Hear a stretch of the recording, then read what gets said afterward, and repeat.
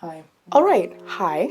Yes, it's been a while. Nothing here on my channel is really established. Honestly, the best way I'd probably describe my channel right now is a blank Word document with just the header done. Also, what do we think of the layout, by the way? I'm trying something out. I know it's a little different. I don't know if I'm gonna change it or not, but thoughts, opinions, crickets. I don't know, I kind of like it. I'm kind of into it. So hi, hello, welcome back. If you remember me, I'm Alyssa Nichols, and judging from the title, yes, I am giving my opinion once again on something that absolutely nobody asked for. And yeah, maybe this video is coming out 1 year later after I released my video about Spider-Man.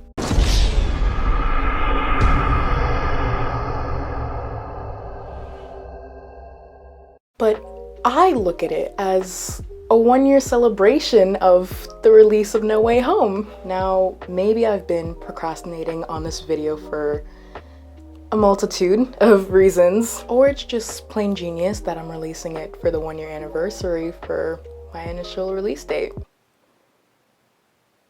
Yeah, it's the procrastination, but I'm gonna stick with my genius answer.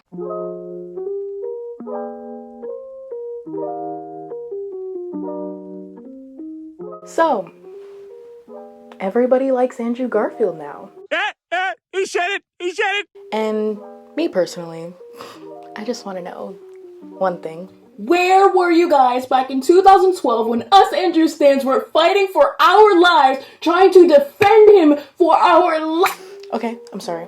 Let me pump the brakes. Let me reel it in. Okay, I'm getting ahead of myself. So about a year ago, my favorite film of all time released. And it just so happened that I also released a video talking about who the best Spider-Man was, when my narrative was pretty much saying that they were all the best Spider-Man. If you watch that 46-minute video that I put a lot of blood, sweat, and tears into. So was said video 46 minutes long? Yeah. Did I over-explain? Uh-huh. Do I firmly believe in everything I said in that video? Oh yeah, 1000%. But I don't know, I just had this desire to reaffirm one of the points that I made in my video, really talking about Andrew Garfield in particular. Now, okay, it doesn't matter who you are. It doesn't matter if you like Peter Parker. It doesn't even matter if you've seen the Spider-Man films. If you have even the slightest bits of knowledge about the Spider-Man films in general, you know, he has been referred to as the worst Spider-Man. So let me tell you, watching Spider-Man No Way Home for me was an experience. It's an experience that I can't really put into words properly, but I'm gonna try my best to explain it and put it into words. So I've watched this film in theaters maybe 3-4 times, and did I burst into tears during every single watch time? Oh yeah, absolutely. The 4 times that I sat down to watch this 2.5-hour film, it had me so emotional beyond repair. Why are the pretty ones always insane? I kind of can't believe I didn't just hallucinate the film, to be honest with you. But to go from partially blacking out when Matt Murdock appeared on my screen, losing it when Doc Ock and the Green Goblin showed up, freaking out over Peter's spider sense being portrayed the way it was right before everything went to hell, crying in ugly tears when Aunt May died, and then seeing Toby and Andrew appear out of nowhere, witnessing the 3 of them interact, watching Peter lose everything. How is this a real movie? I swear to you, 2 days after leaving the theater, my head was still spinning. Oh my God. Usually films that I have like incredibly high expectations for always disappoint me. But No Way Home was the film I needed genuine recovery from. It left me with so much turmoil, so many issues, so much happiness, and many, many thoughts. And the fact that I didn't have a therapist to talk to all of this about, please! And yeah, of course No Way Home has its issues, duh, but I don't really care That's not what this video is for. I'm not really here to make this big analysis on the film or make a big video essay about it. It's just a movie that just so happens to make me happiest, and I don't know, I just felt the need to express it. But I'm also not just here just to blab about how much I love No Way Home. I'm here to talk about Andrew Garfield and specifically everyone's initial reaction to him once No Way Home actually released.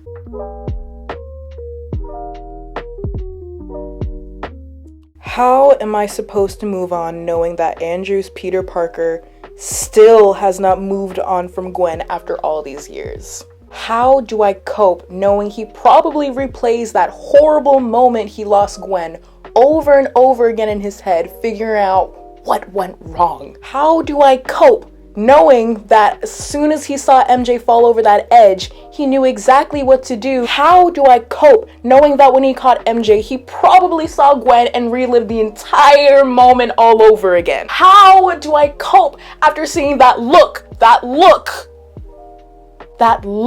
on his face looking at MJ, probably saying to himself, I did it this time, Gwen. I saved her. How do I'm sorry. I just...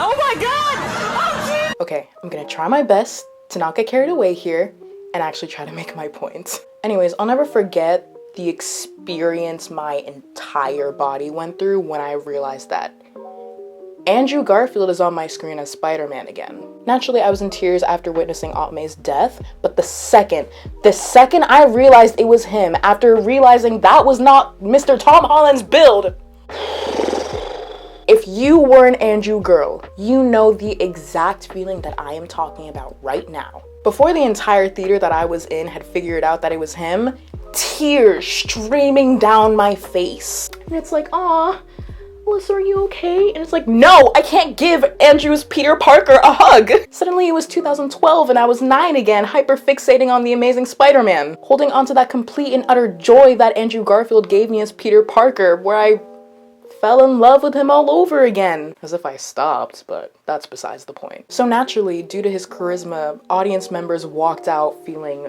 absolutely refreshed, and they came out of No Way Home with a genuine appreciation for Andrew Garfield's Spider-Man. And not only him, but the Amazing Spider-Man series in general. Suddenly, everyone and their mamas were busy screaming from the rooftops on how much they adored him and this film. Busy saying how he's always been the best Spider-Man, that he never deserved the hate that he got over the years, that he is the most comic accurate Peter Parker and Spider-Man that we have ever gotten. There were even campaigns, hashtags, petitions, all made by fans so Andrew Garfield can complete The Amazing Spider-Man 3, therefore completing his series. So with all this new attention, my man Andrew got a lot of press. Multiple interviews, owning the red carpet, completing a ton of photo shoots. Mr. Garfield is very much in his It Boy era right now. But as someone who's been quite, I guess you could say, advocate for him for quite a while, it hasn't always been like that.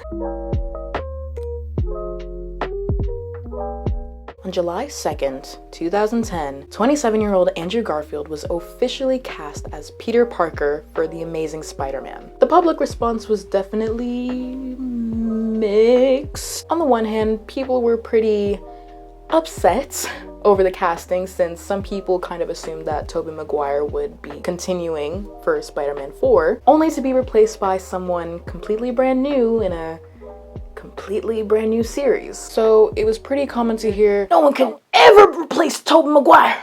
Nobody! On the other side, however, some people were pretty excited for a new change since Spider-Man 3 kind of bombed. Plus, people were also looking forward for a fresh start to kind of explore new stories from the Spider-Man comics. So I'd say the general public was evenly split in half when this casting decision was officially made. Now, at the time, Andrew was currently making his ways up in Hollywood, especially since one of his best-known films today would be released 3 months after the official casting announcement. The Social Network would show off his range and talents as an actor by portraying Eduardo Saverin. Mark! Mark! He's wired in. Sorry? He's wired in. Is he? Yes. How about now? You still wired in? It's because I froze the account? You think we were gonna let you parade around in your ridiculous suits pretending you were running this company? Sorry! My Prada's at the cleaners! along with my hoodie and my fuck you flip-flops, you pretentious douchebag. You better lawyer up, asshole, because I'm not coming back for 30%. I'm coming back for everything. So once shooting for The Amazing Spider-Man had begun in December of 2010, ending in April 2011, no one really knew what this film was going to look like. The title character was to be played by an actor who had a couple of indie films on his belt, along with being in a huge hit directed by David Fincher. The love interest was to be played by Emma Stone, who was best known for Superbad at the time, where naturally the public had assumed she would be playing Mary Jane due to her red hair. That is until she was announced to be playing Gwen Stacy, which also at the time she was referred to as Spider-Man's most boring girlfriend. The film itself was going to be directed by Mark Webb, best known as a music video director and for directing 500 Days of Summer, which was the only film he directed before directing The Amazing Spider-Man. And on top of that, the film was to be released 5 years after Spider-Man 3.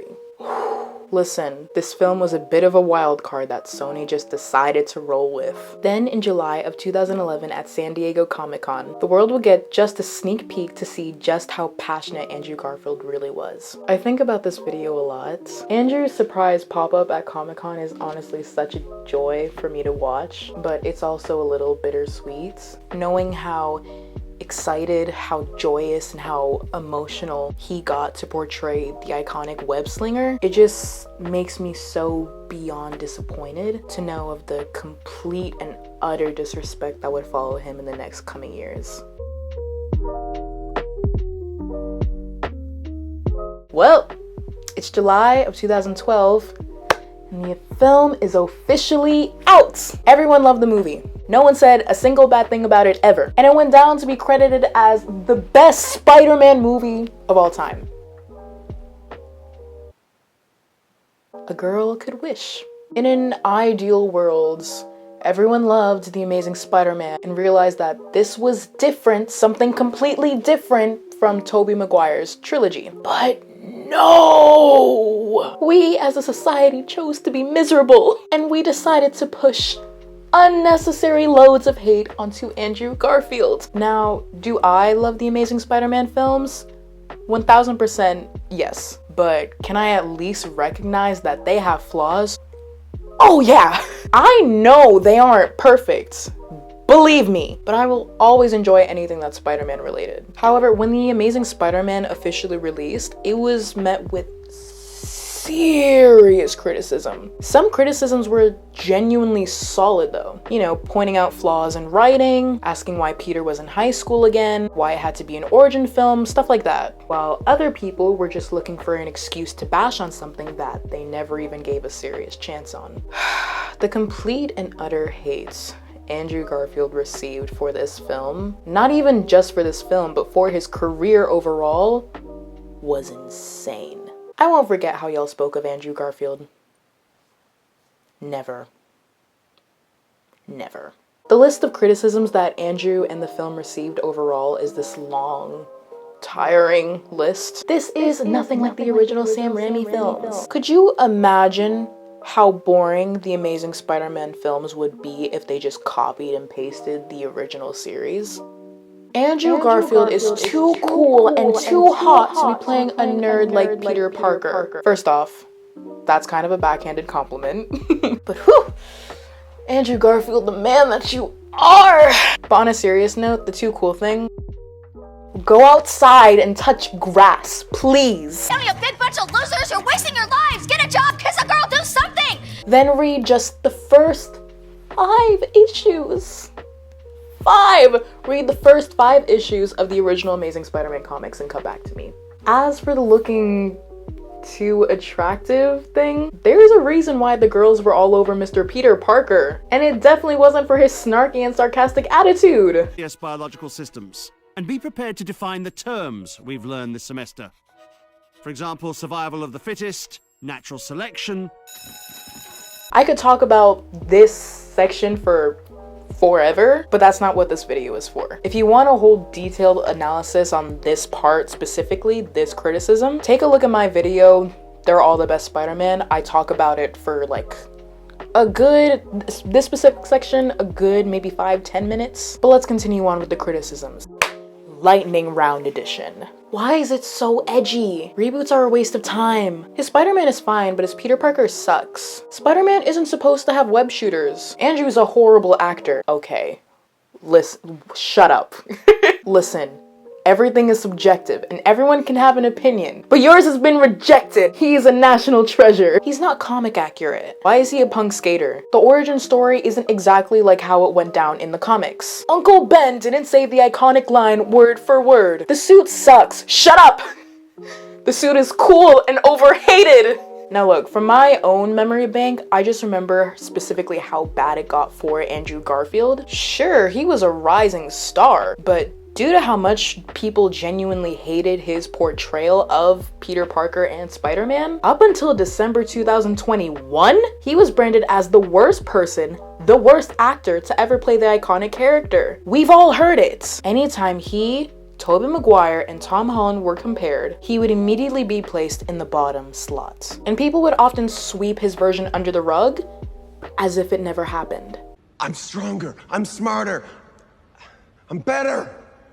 I am better! Real girls were defending the Amazing Spider-Man movies for years! We were constantly put down and were told to shut up! But we pushed through and came out on top as winners! Winners!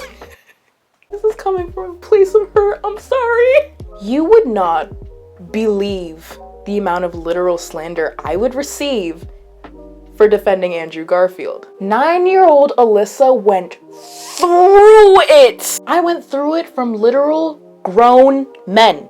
I was called stupid, dumb, crazy, insane when I was 9! All because I supported the Amazing Spider-Man. Something that made me happy as a Spider-Man fan. Andrew was my Princess Diana, okay? Andrew Garfield. Name out your fucking mouth! And yeah, maybe I'm a little bitter, but after dealing with years and years and years of literal torments, it's definitely been a jarring situation that I've been looking at. You have to understand that for those of us who have supported Andrew for a really long time, or just in general, it's really hard to know who's really been rocking with him, and not just after the release of the film. With everyone jumping on the Andrew bandwagon, it made me want to start gatekeeping him. Which is impossible, duh. But y'all hated him 5 business days ago before the release of No Way Home. So it leaves me with the question, if so many people loved Andrew Garfield's adaptation, where were you guys back in 2012? Where were you guys when the film was constantly bashed? Where were you guys when Andrew Garfield received multitudes of literal hate? Where were you guys when this upcoming actor with so much potential was dragged through the mud because of poor writing caused by the studio? And while he was dealing with so many rough criticisms from the public, he had to turn around and deal with the studio that had little to no respect for him or the properties of Spider-Man. As we now know, Andrew revealed the horrible treatment the producers and the studio heads did towards the Amazing Spider-Man films. So then I didn't read the script. There was no, because I think they were still writing it. Right. And I thought, well, oh dear, what do we need a script in order to make a film? And I need to learn my lines. And I need to know, what are we doing? And is it good? And is it going to be all right? So there's a lot of anxiety. And I realized that there was a different set of priorities that were happening in that kind of film. You know, they have a release date before they have a script. Yes. And what reality is this? Well, and had you been a fan of Sam Raimi's movies with Tobey? Loved him. So this was a personal thing too for you, just not wanting to be the guy who screws up the franchise. Oh my God, beyond that, like wanting to be the guy that does the definitive one, like wanting to be the guy that is like, you know, that my heart and my full self could not have been more invested in that character. And you know, my first Halloween costume when I was 3, my mother handmade it, and it was Spider-Man. So it's like huge to get given that opportunity, and to, you know, what a gift. And then the reality is the reality. Sony did not care about making a clear cohesive, and concise story. There were clear priorities being set by the studio heads that weren't exactly beneficial towards the storytelling and filmmaking process. Sony was being Sony and took on the process in a very corporate lens. They did not care about how much pressure they were putting onto every single person involved in this project. I am going to create an environment that is so toxic. For a few examples, there were constant rewrites for this film. The script wasn't even done or made when the audition process was going on. Many people were brought in and out of the project, constantly changing the pace and the vision. Interesting writing choices were made along with questionable producing decisions. As for The Amazing Spider-Man 2, about 90% of the film was rewritten. There were a handful of deleted scenes that construct a completely different kind of movie. And said deleted scenes contain masterful acting from Mr. Garfield. Only so many scenes have been uncovered, but so many remain somewhere on a hard drive collecting dust.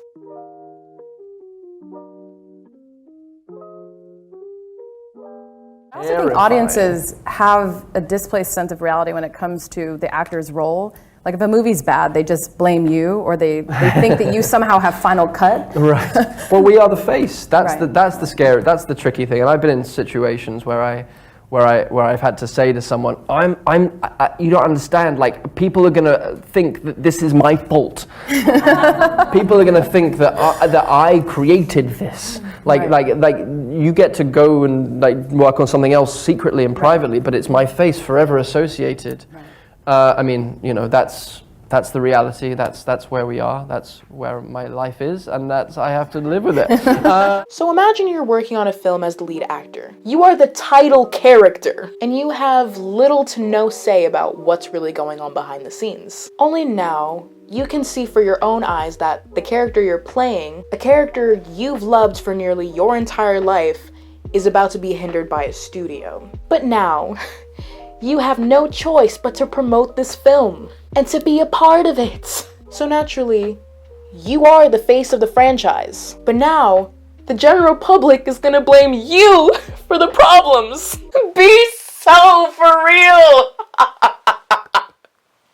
I don't remember where I heard this, but blaming a bad actor for a bad script is like blaming a waitress for the food tasting really horrible when they bring it out. But before I wrap up this section, of course, I have to talk about the infamous ordeal on how Andrew Garfield's firing went down. Andrew himself has never made an official statement as to what went down when he was fired, but he's given little hints here and there to really explain what happened. In 2014, after the infamous Sony hack, Sony and Marvel Studios had decided to make a deal to share the properties of Spider-Man, meaning Marvel Studios, aka Disney, could officially use Spider-Man for their film franchise. Only now the big question that Sony and Marvel Studios had to deal with was, what are we supposed to do with Andrew? Do we continue his story in the MCU? Do we restart his story? Do we give him a soft reboot? Should we just make him an established character? Or do we go with something wild? They went with something wild. Instead of integrating Andrew into the franchise, they decided to make Peter Parker a teenager in high school again. So in this case, yeah, he was fired.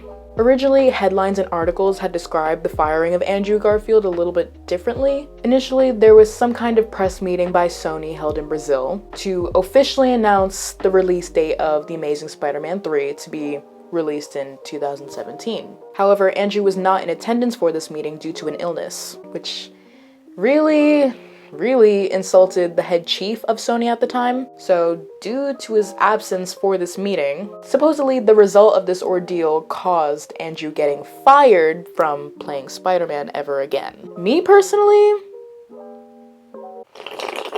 I think this was just a cover story used to hide the fact that Sony and Marvel Studios just wanted someone younger to play Spider-Man. So naturally, of course it broke Andrew Garfield's heart. The second installment of your series just released with an underwhelming performance at the box office. The public still hates you as the title character, and now you've officially been fired from your own series before you can even finish your trilogy.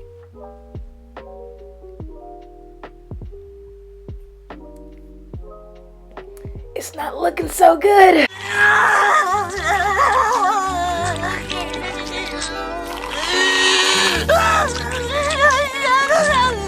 Let's just say 11-year-old Alyssa was so crushed, so heartbroken, so shattered that she sent a very, very long and detailed email to Marvel Studios and to Sony to please, please, please bring him back, begging them to not cast Tom Holland, who I referred to as a nobody.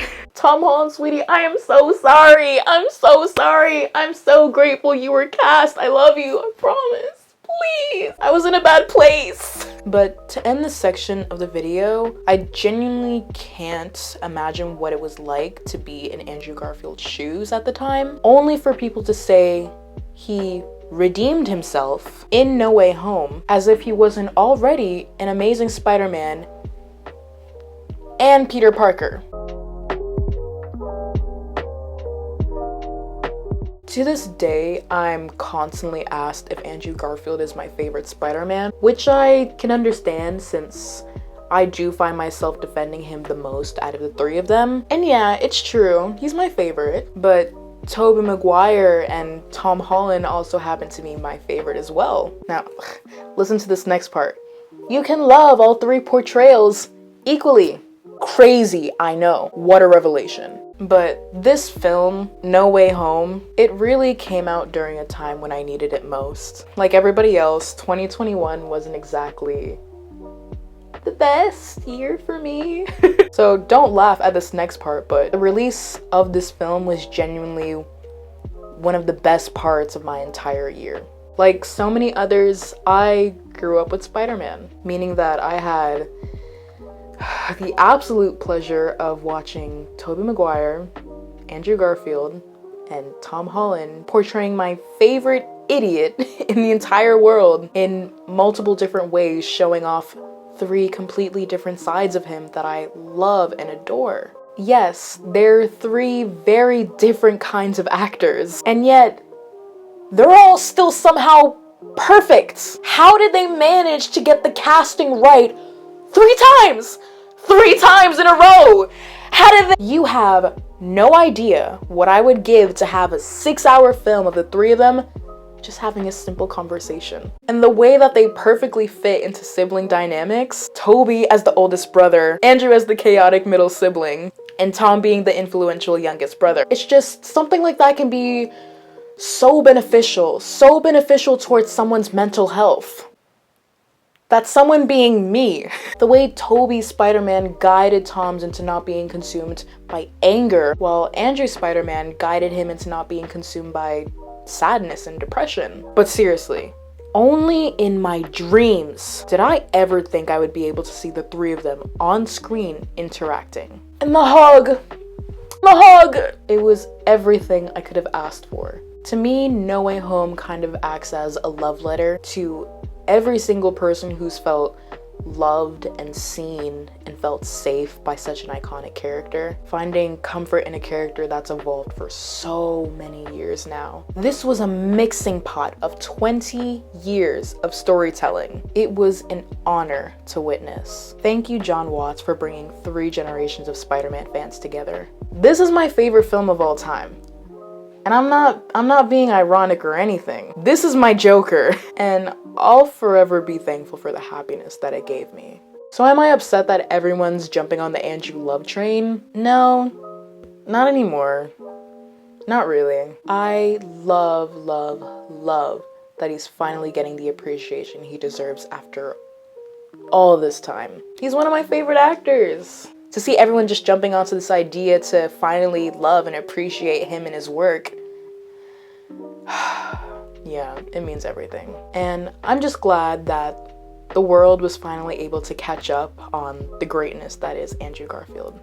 Can we rewind it back to the I'm lame part? Because you are not. No, thanks. No, yeah, I appreciate that. I'm not saying I'm lame. I'm But just it's saying, just like, the self-talk maybe we should, you know. Listen. Because you're amazing. Just to take it in for a minute. Yeah, I can take it in. No, I can take it in. You are amazing. I can take it in. You are amazing. Thank you, yeah, thanks. Will you say it? No, I kind of needed to hear that. Thank you. So why did this video take so long to do, Alyssa? So actually I've been in and out of the psych ward for about a year now, so my upload scheduling has been a little rough. No. So you have to understand that watching this film was definitely a surreal experience for me. If you were to ask anybody I knew, they'd tell you I was I was a mess after this film released. After witnessing my literal dreams come true, yeah, I needed to process. And yeah, I don't want to hear it. I'm more than aware of it. Maybe she's born with it, or maybe, just maybe, it's mental illness, innit? Of course I wanted to give some kind of input on this film, since it was literally everything I wanted and more. But I was honestly just overwhelmed with so much greatness that I really didn't know what to do with it, other than dealing with my feelings. I was kind of going through a tough time with school. I mean, I was a senior in high school where the constant question of college was looming over my head. And it was like, you want me to get into college? The very thing that ruined Peter Parker's life? Well, I did. I got into my dream college. I had plans on making a video about the film for months, but I always got caught up in worrying over college applications, deadlines, documentation, so I was stuck in a constant state of worry and stress. But once I had actually gotten that acceptance email from my dream college, it changed everything. I became even busier, so my plans for this video had to be put on the back burner. And just to go on a quick tangent real quick, that shot of Peter moving into his own place, officially on his own, having to grow up, yeah, it hit close to home, and maybe I shed a tear. Or 50. When No Way Home had released, I was dealing with college applications at the time, and during this stage, I was feeling pretty hopeless, as if I didn't have a real shot. So yeah, watching my favorite character that I've latched onto my entire life and being forced to grow up and enter the scary stage of adulthood shattered me beyond words.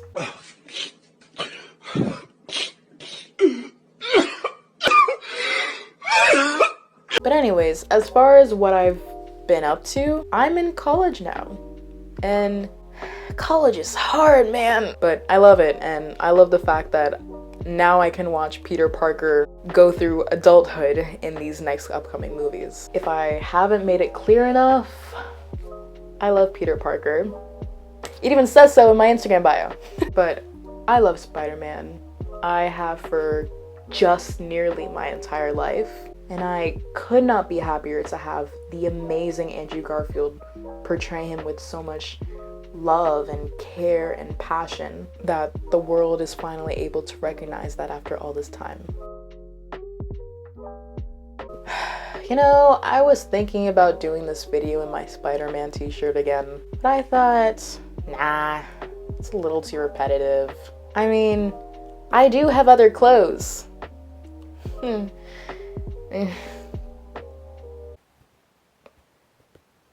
It just felt right, okay? It didn't feel right not at least giving it a cameo. You can't even see it! Look! Ta-da! I need to wrap this video up. But guys, I love making these kinds of videos. It's definitely the most fulfilling for me to make. Making this specific video is more for me, and I wanted to give myself some kind of closure, if that makes sense. However, if you manage to stay at the very end of this, like this video.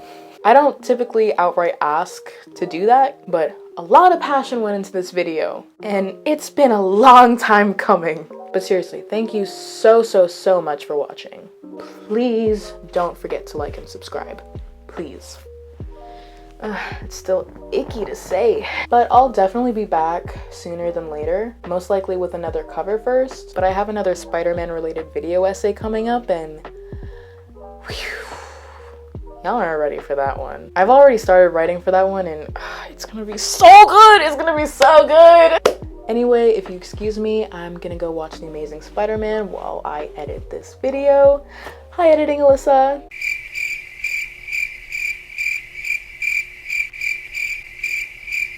Hi, Alyssa. Thank you so much for watching. Bye.